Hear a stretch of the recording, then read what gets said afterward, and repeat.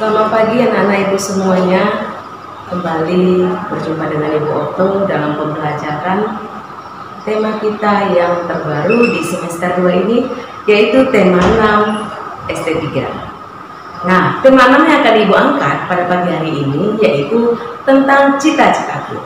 Subtemanya yaitu giat berusaha meraih cita-cita. Baik anak-anak ibu, pagi ini Ibu akan menjelaskan bagaimana dan apa itu poster. Poster itu merupakan sebuah plakat yang biasanya itu dipasang di tempat-tempat umum yang digunakan untuk mengajak atau menghimbau berupa pengumuman atau iklan yang berupa gambar yang biasanya dirancang sedemikian rupa sehingga dapat menarik perhatian semua orang. Nah, ciri-ciri poster itu bagaimana? Beberapa ciri poster yang dapat anak-anak ibu ketahui yaitu bahasanya haruslah singkat, padat, dan komunikatif. Biasanya poster itu dilengkapi dengan gambar-gambar yang menarik, warna yang menarik, foto, bahkan ilustrasi yang menarik. Nah, langkah apakah yang harus kita lakukan di dalam membuat poster anak-anak?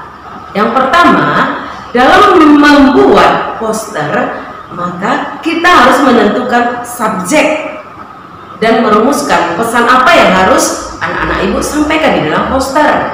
Yang kedua, kita harus menyusun kalimat itu secara singkat, jelas, lalu ditulis dengan paduan yang menarik. Nah, beberapa poster itu dapat anak-anak ibu lihat di dalam buku pembelajaran yang anak ibu miliki di rumah. Nah, ibu akan berikan salah satu contoh poster yang berupa ajakan. Nah, inilah contoh poster yang akan ibu tampilkan, yaitu tentang novel coronavirus. Nah, sekarang ini kan sedang maraknya virus pandemi. Nah, poster yang akan ibu tampilkan ini itu mengajak anak-anak ibu bagaimana cara mencegah agar kita berusaha tidak terkena virus corona. Ya, nah bisa dengan memakai masker, mencuci tangan, dan menjaga jarak. Baik anak-anak ibu, selanjutnya ibu akan menjelaskan kepada anak-anak ibu tentang bagaimana membaca puisi. Nah, membaca puisi itu dapat dilakukan dengan menggunakan gerak, gaya, bahkan mimik muka yang sangat tepat. Nah, seperti apa yang dapat anak-anak ibu lakukan dalam mendeklamasikan sebuah puisi itu, yaitu dengan melakukan velafar, intonasi, bahkan ekspresi.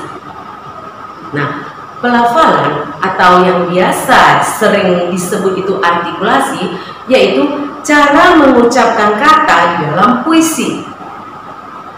Di dalam puisi juga sering kita dengar tentang intonasi. Nah, intonasi itu adalah perubahan turun dan naiknya suatu nada suara di dalam membaca puisi. Nah, ekspresi juga terdapat di dalam puisi. Apa itu ekspresi? Yaitu raut wajah dan gerak tubuh ketika anak-anak ibu sedang mendeklamasikan puisi. Dalam memahami dan memaknai puisi itu, anak-anak ibu dapat lakukan dengan langkah-langkah yang tepat. Yang pertama, menandai kalimat dalam baris puisi itu dengan tanda jeda. Kemudian, baca secara berulang-ulang hingga mantap dengan intonasi yang jelas dengan menuliskan makna dari puisi tersebut. Nah, jeda itu apa? Jeda itu adalah tanda kita berhenti sesaat untuk mengambil napas ketika kita sedang mendeklamasikan puisi. Nah, anak-anak ibu, selanjutnya ibu akan menjelaskan tentang keberagaman agama yang ada di lingkungan sekitar kita. Agama itu adalah suatu sistem yang mengatur tata keimanan atau kepercayaan kita, peribadatan kita kepada Tuhan Yang Maha Esa, serta ibadah yang berhubungan dengan pergaulan manusia dengan manusia serta lingkungannya. Nah, beberapa tempat ibadah bagi pemeluk agama yang ada di Indonesia itu ada 6 pemeluk agama. Nah, tempat ibadahnya agama Islam itu disebut dengan masjid, agama Kristen baik itu Katolik, Protestan, tempat ibadahnya disebut dengan gereja. Sedangkan untuk pemeluk Hindu itu disebut dengan pura. Untuk pemeluk agama Buddha, nah anak ibu kan tentunya banyak yang beragama Buddha di kelas ibu. Nah, tempat ibadah kamu itu adalah vihara. Sedangkan untuk pemeluk agama Konghucu biasanya tempat ibadahnya di kelenteng. Nah, manfaat keberagaman agama yang ada di Indonesia, yang pertama itu terjalin sifat toleransi, kemudian menghargai adanya perbedaan. Bisa juga kita punya adat dan budaya yang beragam. Dan yang terakhir itu adalah memperkaya ilmu pengetahuan dari diri kita sendiri. Nah, untuk selanjutnya kita akan mempelajari bagaimana cara upaya pelestarian tumbuhan dan upaya pelestarian hewan. Upaya pelestarian tumbuhan yang pertama itu bisa dilakukan dengan membuat kebun koleksi. Biasanya kebun koleksi itu dipergunakan untuk mempertahankan tumbuhan dengan mempunyai bibit unggulnya. Contohnya yaitu kebun kelapa Bone-Bone dan kebun mangga yang terdapat di daerah Pasuruan. Kemudian yang kedua itu adalah kebun plasma nutfah. Ini merupakan perkembangan kebun koleksi. Contohnya kebun plasma nutfah yang ada di Cibinong, Lipi. Yang terakhir upaya pelestarian tumbuhan dengan melakukan kebun botani yang terkenal dengan kebun raya Bogor. Cara pelestarian hewan itu seperti apa, anak-anak ibu? Nah, anak-anak ibu juga di rumah juga dapat melakukan pelestarian hewan. Yang pertama dengan menangkap hewan, mengisolasikan hewan tersebut di tempatnya yang layak, lalu mengambil telur-telur hewan itu dibantu dengan cara menetaskannya. Bisa juga memindahkannya ke tempat yang lebih cocok. Nah, pemerintah juga menggalangkan bagaimana membuat undang-undang terhadap perburuan hewan-hewan langka supaya tidak semena-mena masyarakat berburu binatang langka. Lalu jikalau banyak terjadi perburuan liar, maka pemerintah juga akan menindak tegas dengan memberikan sanksi terhadap pelanggar-pelanggar yang melakukan perburuan tersebut. Macam-macam sumber SDA tumbuhan yang ada di Indonesia itu ada tanaman pangan, ada tanaman industri, dan ada juga tanaman hutan. Nah, ketika ketiga macam itu berada di hadapan kita, maka kita dapat memilah-milah yang mana disebut dengan hutan, apa saja yang ada di dalam hutan, dan apa bagian-bagian dari tanaman industri. Ada juga bagian-bagian dari tanaman-tanaman lainnya. Ya, Ibu. Baik anak-anak ibu, ibu akan menjelaskan juga tentang manfaat dari barang-barang tambang. Barang-barang tambang itu merupakan SDA yang tidak dapat diperbaharui, yang ketersediaannya tentunya terbatas. Nah, apa saja kak barang-barang tambang yang ada di Indonesia? Nah, ibu akan berikan beberapa contoh, diantaranya adalah minyak bumi. Minyak bumi itu merupakan bahan tambang yang digunakan untuk bahan bakar. Ada juga tembaga. Anak-anak ibu, tembaga itu biasanya digunakan untuk kabel listrik, besi untuk bahan bangunan, emas biasanya digunakan untuk perhiasan agar kelihatan cantik, agar kelihatan menarik bagi si pemakai. Iodium biasanya juga digunakan untuk obat-obatan. Ada juga belerang yang digunakan juga untuk pembuatan korek api. Nah, ada banyak lagi barang-barang tambang yang ada di permukaan bumi kita. Nah, bagaimana cara kita mengolahnya, bagaimana cara kita mempergunakannya? Nah, itu cara kita lagi. supaya kita bisa menghemat apa yang ada di permukaan bumi kita. Wilayah persebaran fauna yang ada di Indonesia itu ada bermacam-macam. Nah, fauna itu berupa hewan-hewan. Nah, misalnya ada macan, ada tupai, ada tapir, ada gajah. Nah, ada juga badak.